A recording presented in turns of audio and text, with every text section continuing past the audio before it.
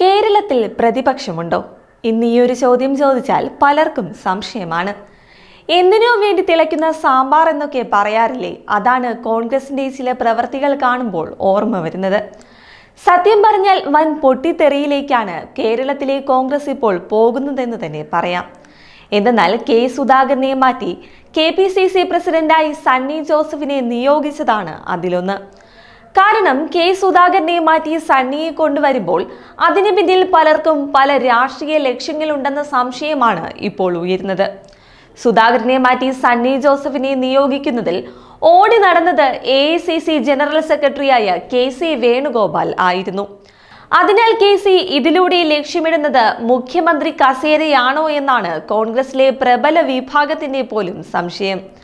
UDFന് ഭരണം ലഭിച്ചാൽ മുഖ്യമന്ത്രി പദം കൈപ്പിടിയിൽ ഒതുക്കാനാണ് പാർട്ടിയിലെ അപ്രധാന തസ്തികയിൽ നിന്നും ഒറ്റയടിക്ക് ഉയർത്തി സണ്ണി ജോസഫിനെ KPCC അധ്യക്ഷനാക്കിയിരിക്കുന്നതെന്നാണ് ഈ വിഭാഗം ചൂണ്ടിക്കാട്ടുന്നത്.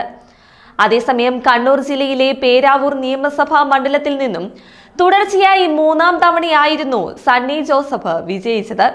അതിനാൽ തന്നെ പേരാവൂർ കോൺഗ്രസിന്റെ മണ്ഡലം തന്നെയാണെന്ന് നിസ്സംശയം പറയാം. ഇനി ഒരിക്കൽ കൂടി സണ്ണി ജോസഫ് നിന്നാലും പുല്ലുപോലെ അവിടെ നിന്ന് ജയിക്കും. അതിനാൽ സണ്ണിയെ KPCC പ്രസിഡന്റാക്കിയാൽ തനിക്ക് അവിടെ നിന്ന് മത്സരിച്ച് നിയമസഭയിലെത്തി ഭരണം കിട്ടിയാൽ ചുളുവിൽ മുഖ്യനാകാമെന്നായിരുന്നു KCയുടെ കണക്കുകൂട്ടൽ. സണ്ണിയെ KPCC അധ്യക്ഷനാക്കിയത് ഈ അജണ്ട മുൻനിർത്തിയാണെന്നാണ് സൂചന. അതായത് 1995 AK ആന്റണി ഉപതിരഞ്ഞെടുപ്പിലൂടെ കേരള മുഖ്യമന്ത്രിയായ മോഡലിൽ ഒരു തിരിച്ചുവരവായിരുന്നു KC ഇപ്പോൾ ആഗ്രഹിക്കുന്നതെന്നാണ് ചുരുക്കം. 1995 കേരളത്തിലെ കോൺഗ്രസിൽ അധികാര തർക്കം രൂക്ഷമാവുകയും K കരുണാകരന് രാജിവെക്കേണ്ടി വരികയും ചെയ്യേണ്ടി വന്ന സാഹചര്യത്തിലായിരുന്നു ഡൽഹിയിലെ പ്രധാന അധികാര കേന്ദ്രമായിരുന്ന AK ആന്റണിക്ക് മുഖ്യമന്ത്രി സ്ഥാനത്തേക്ക് നറുക്ക് വീഴുന്നത്. അന്നത്തെ രാഷ്ട്രീയ സാഹചര്യത്തിൽ വിജയിക്കാൻ ഉറപ്പുള്ള തിരൂരങ്ങാടി മണ്ഡലം മുസ്ലിം ലീഗായിരുന്നു ആന്റണിക്കായി വിട്ടു നൽകിയത്. മുഖ്യമന്ത്രി സ്ഥാനം ഏറ്റെടുത്ത് ഉപതിരഞ്ഞെടുപ്പിനെ നേരിട്ട AK ആന്റണി വൻ ഭൂരിപക്ഷത്തിൽ വിജയിക്കുകയും ചെയ്തിരുന്നു. എന്നാൽ ഇങ്ങനെയൊക്കെ കണക്കുകൂട്ടി മനക്കോട്ട കെട്ടിയിരിക്കുന്ന KC വേണുഗോപാൽ മനസ്സിലാക്കേണ്ട മറ്റൊരു കാര്യമുണ്ട്. 1995 അവസ്ഥയല്ല നിലവിൽ UDFിലും കോൺഗ്രസിലുമുള്ളത്. ഇപ്പോൾ കോൺഗ്രസ് തന്നെ ദുർബലമാണ്. മാത്രമല്ല AK ആന്റണിക്ക് പാർട്ടിയിലും മുസ്ലിം ലീഗിലും ഉണ്ടായിരുന്ന സ്വീകാര്യത KC വേണുഗോപാലിനില്ല എന്നതും മനസ്സിലാക്കണം. അതുകൊണ്ട് തന്നെ മുസ്ലിം ലീഗ് സ്വന്തം സിറ്റിംഗ് സീറ്റ് വിട്ടുകൊടുക്കാനുള്ള സാധ്യതയും നന്നേ കുറവാണ്.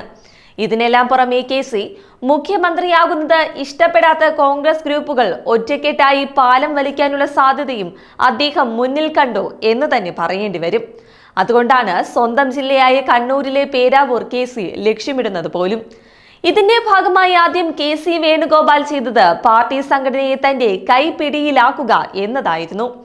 K സുധാകരനെ മാറ്റി പുനഃസംഘടന നടത്തിയതിനു പിന്നിലും ഈ അജണ്ട തന്നെ. DCCC പ്രസിഡന്റുമാരുടെ പുനഃസംഘടനയിൽ തന്റെ വിശ്വസ്തനായ സണ്ണി ജോസഫിനെ കണ്ണൂർ DCC പ്രസിഡന്റ് ആക്കിയതും പേരാവൂരിലെ പോരാട്ടം മുന്നിൽ കണ്ടു തന്നെയാണ്. UDFന് ഭരണം ലഭിച്ചാൽ സണ്ണി ജോസഫിനെ രാജിവെപ്പിച്ച് ഉപതിരഞ്ഞെടുപ്പിൽ പേരാവൂരിൽ നിന്നും മത്സരിക്കാൻ ഇനി എളുപ്പത്തിൽ KCക്ക് കഴിയും. 2026 നിയമസഭാ തിരഞ്ഞെടുപ്പിലെ സ്ഥാനാർത്ഥി നിർണയത്തിൽ ഇനി നടക്കാൻ പോകുന്നതും പ്രധാനമായും KCയുടെ സ്ക്രീനിംഗ് ആയിരിക്കും. തനിക്കൊപ്പം നിൽക്കുമെന്ന് ഉറപ്പുള്ളവർക്ക് സീറ്റുകൾ ഉറപ്പുവരുത്താൻ പുതിയ KPCC നേതൃത്വവും KC വേണുഗോപാലിന്റെ ഒപ്പമുണ്ടാകും. ബുദ്ധിപരമായ നീക്കം തന്നെയാണ് KC വേണുഗോപാൽ കേരളത്തിലെ കോൺഗ്രസിൽ നടത്തിയിരിക്കുന്നത്. തീർച്ചയായിട്ടും അതെന്തായാലും പറയാതെ വയ്യ. എന്നാൽ ഇതോടെ വെട്ടിലായിരിക്കുന്നത് മറ്റു 2 പേരാണ്. മുഖ്യമന്ത്രി പദം സ്വപ്നം കാണുന്ന രമേശ് ചെന്നിത്തലയും VD സതീശനും. KCയുടെ അജണ്ട ഇരുവർക്കും ബോധ്യമാണെങ്കിലും തൽക്കാലം പ്രതികരിക്കാൻ പറ്റാത്ത അവസ്ഥയിലാണ് 2 പേരും. ഗ്രൂപ്പുകൾ ഇപ്പോൾ കേരളത്തിലെ കോൺഗ്രസിലില്ലെന്ന് നേതാക്കൾ പരസ്യമായി പറയുന്നുണ്ടെങ്കിലും ഗ്രൂപ്പിസം ഉണ്ടെന്നതാണ് സത്യം.